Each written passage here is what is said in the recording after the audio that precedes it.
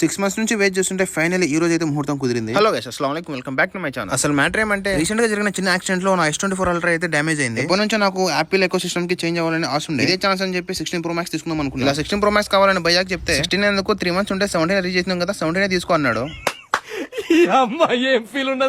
ఇంట్లో ఇంత ఆఫర్ ఇచ్చిన తర్వాత నేనైతే 17 Pro Max 256 ఆరెంజ్ కలర్ అని డిసైడ్ అయ్యా. ఈ ఫోన్ అవైలబిలిటీలో రావడానికి ఇంకో 3 months. కలర్ ఉంటే స్టోరేజ్ ఉండదు, స్టోరేజ్ ఉంటే కలర్ ఉండదు. ఇలా ఆన్లైన్ నమ్ముకుంటే కుదరదని చెప్పి నేనైతే మన సులేమాన్ భయ్య హైఫై మొబైల్స్ కి అయితే వచ్చేసా. ఇక్కడ నాకు కావాల్సిన మోడల్ అయితే అవైలబిలిటీలో ఉంది. ఇంకా లేట్ చేయకుండా డాడీతో అయితే అన్బాక్సింగ్ చేపించేసా. మాక్సిమం ఏది కొత్తది కొన్నా ఫస్ట్ డాడీ దగ్గర అన్బాక్సింగ్ చేపిస్తాం. అదొక సెంటిమెంట్. 6 months నుంచి వెయిట్ చేస్తున్న ఫోన్ ఒకసారి ఇలా నా ముందర వచ్చేసరికి నా హ్యాపీనెస్ మామూలుగా లేదు. వీడియోలో చూస్తే మీకు అర్థం అవుతుంది. ఇది నా ఫస్ట్ ఐఫోన్ 17 Pro Max.